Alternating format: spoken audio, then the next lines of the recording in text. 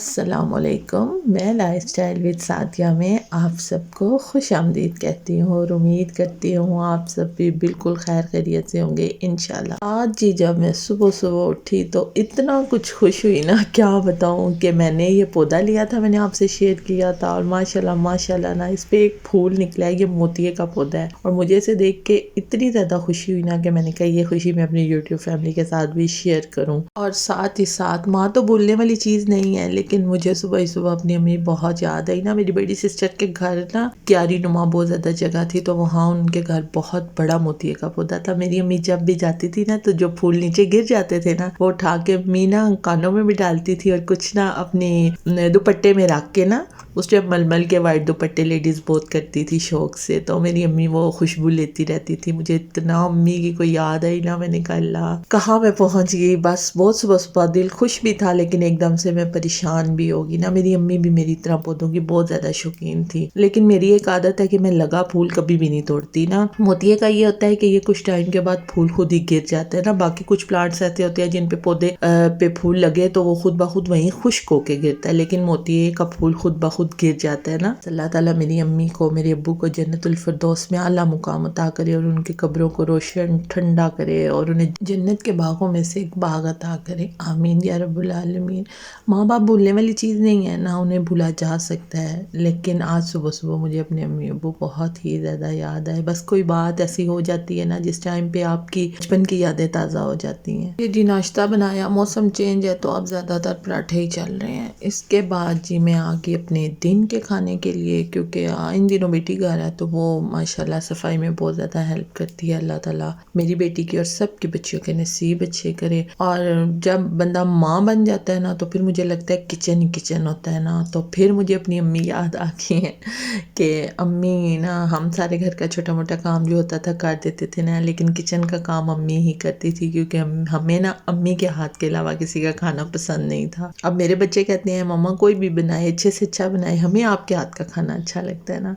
बस ये शुरू से वो बच्चे अपने माँ बाप के हाथ का खाना खाते हैं, शायद इसलिए उन्हें आदत हो जाती है। और वैसे मेरी अम्मी की तो पूरा ख़ानदान तारीफ़ करता था माशाल्लाह, उनके हाथ में अल्लाह ताला ने बहुत जायका रखा था और बहुत ही अच्छा वो खाना बनाती थी। और मैंने जी आज बनाना शुरू किया है लोबिया राजमा मेरा बेटा हंसता होता है, राजमा चावल बना लो ना। हम तो इसे लोबिया बोलते हैं, कोई लाल लोबिया कोई सुर्ख लोबिया और इस तरह ना, लेकिन इंडिया में से राजमा बोला जाता है, तो वो अक्सर ही ना राजमा कह रहे होते हैं, मम्मा राजमा चावल बनाए हैं या बना लो। इसी तरह फिर मैंने कहा चलें जीते हैं लोबिया बना लेते हैं, क्योंकि मुझे खुद बहुत ज़्यादा पसंद है ना और बच्चे भी बहुत शौक से खा लेते हैं। फिर मैंने जल्दी से जी कुकिंग शुरू कर दी। मैंने कहा चलें जी दोपहर होने वाली है तो टाइम पे हमारा खाना बन जाए। लोबिया के साथ तो हमारे घर में चावल ही बनते हैं, वाइट वाले बॉयल, और बाकी भी काफ़ी ज़्यादा दालों के साथ बनते हैं, लेकिन अगर कभी गलती से मैं रोटी बना लूँ तो दूसरे टाइम मुझे चावल लाजमी बनाने पड़ते हैं ना, क्योंकि बच्चे कहते हैं नहीं दालों के साथ चावल ज़्यादा अच्छे लगते हैं, तो आप चावल ही बॉयल किया करें। फिर ये है कि मैंने फटाफट सालन कंप्लीट किया, साथ चावल वगैरह बनाए, छोटे मोटे कामों में बेटी की काफ़ी ज़्यादा हेल्प की।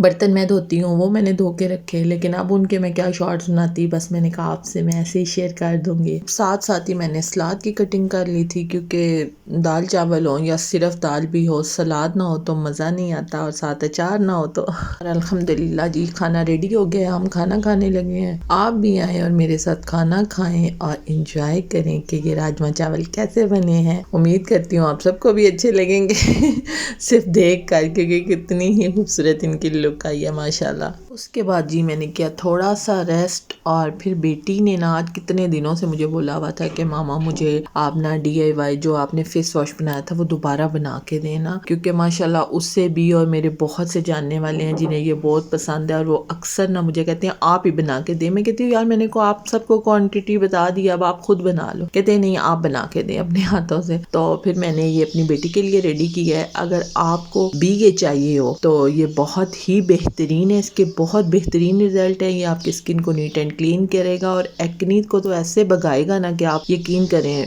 कि बहुत इफेक्टिव है। जिन लोगों को टू टोन्स का मसला होता है, आपके चेहरे पर जगह जगह ब्लैक पैचेस बन जाते हैं, स्पेशली आपके लिप्स के अराउंडिंग, उनके लिए भी बहुत ही अच्छा है। तो फिर मैंने जी ये रेडी किया है, रेडी करके बॉक्स में डाल के रखा है और इसका जो है लिंक वो मैं डाल दूँगी डिस्क्रिप्शन में। और इसके बाद जी हो गई शाम, और शाम हो और चाय ना हो ये तो हो ही नहीं सकता ना पाकिस्तान में, बाकी तो मुझे इतना नहीं पता। और चाय भी सादा नहीं पी जाती, उसके साथ आगे थी जी केक रस और साथ की गपशप। और हमारी गपशप में जी हमारे साथी थे हमारे जग्गू, जो हमें देख रहे थे कि हम क्या खा रहे हैं, उन्हें तजस्सुस हो रहा था। तो देखें जी मेरी जग्गू को, मेरी जान को कैसे देख रहा है, वो समझ रहा है कि हमको चिकन वगैरह खा रहे हैं। चिकन के अलावा तो जग्गू ने ना कसम डाली हुई है कि कुछ भी नहीं खाना है, और अब उसे समझ आ गई है, वो नीचे हो गया कि ये चिकन नहीं खा रहे। इसके बाद जी हमने किया ओपन अपने पार्सल को। ये पार्सल 3-4 दिन पहले का आया हुआ था, लेकिन बस कुछ ऐसी मसरूफियात और परेशानियां थी जिनकी वजह से हमने इसे खोल के नहीं देखा। और आज मैंने कहा जी इनकी भी ओपनिंग करते हैं, देखते हैं, क्योंकि ये इतनी अथेंटिक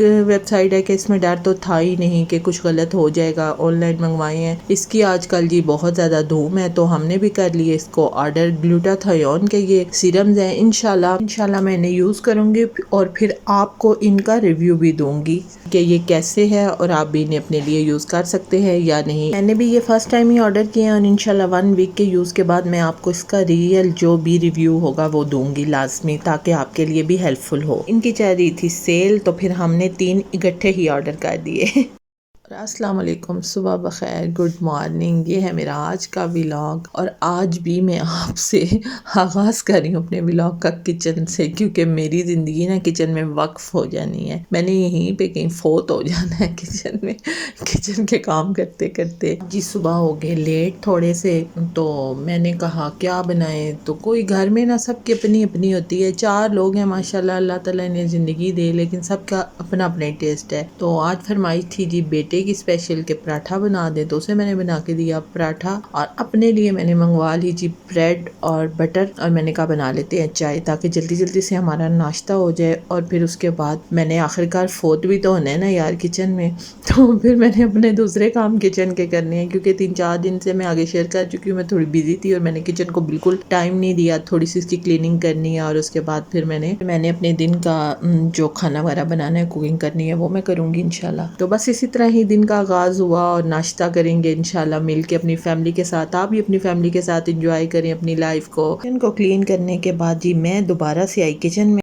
आज ही बन रहा है गोश्त और चने की दाल का सालन, जो मेरा मोस्ट फेवरेट है, मेरे घर में सबको ही पसंद है। तो मैंने जल्दी से गोश्त को कुकर में डाला और उसमें प्याज, टमाटर, लहसुन, अदरक और सारे मसाले, वो जैसे हम गोश्त को गलाने के लिए उसे 10 मिनट का मैंने प्रेशर लगाना है। अभी मैंने सब कुछ इसमें डाल दिया है, हिला जुला के जी मैं कर दूंगी कुकर को बंद, और तकरीबन 10 मिनट के वेट टाइम पे सीटी हिलने के बाद मेरा गोश्त हो जाएगा एकदम से रेडी, गल जाएगा। और फिर हम इसमें नेक्स्ट जो हमने करना है वो मैं आपको साथ साथ बताती जाऊंगी। बहुत ही आसानी से और बहुत सादा सी यम्मी सी ये रेसिपी बनती है। गला लिया, जब गोश्त हमारा अच्छे तरीके से गल गया तो फिर मैंने तकरीबन 1.5 से 2 घंटा इस चने की दाल को भिगो के रखा हुआ था। हाँ ना, मैं आपको एक मज़े की बात बताती हूँ। जब मुझे कुकिंग नहीं आती थी ना, शादी के बाद मैंने नई नई स्टार्ट की, तो मुझे ना समझ ही नहीं आती थी मैंने गोश्त में कितना पानी डालना है और दाल को कैसे करना है, या मैं इतना पानी डाल देती थी कि वो भूनने तक बेचारा पहुँचता ही नहीं था। मतलब पानी बहुत ज़्यादा उसमें काट देती थी ना, समझ नहीं आती थी कि इतना डालूंगी तो ड्राई होगा और फिर इसको भूना भी जाता है ना, और या इतना ज़्यादा डाल देती थी कि चीज़ गल के वो चने की दाल तो गल जाए तो आपको पता है बहुत अजीब सी हो जाती है ना, तो या इस तरह कर देती होती थी। तो सीखते सीखते इंसान सीख ही जाता है जब साल पड़ती है। तो अब तो माशाल्लाह मैं बहुत अच्छी कुकिंग कर लेती हूँ। जब मेरी शादी हुई थी ना, तो उस टाइम तो लोगों को इतना यूट्यूब का पता ही नहीं था, फ़ोन ही नहीं होते थे, तो यूट्यूब का क्या पता होगा। हफ्ते में 1 दिन कुकिंग चैनल होता था और उसमें भी वो मतलब बहुत हाई फाई डिशेस बताती थी ना, आम की हमारी रूटीन की चीज़ें नहीं बताते थे।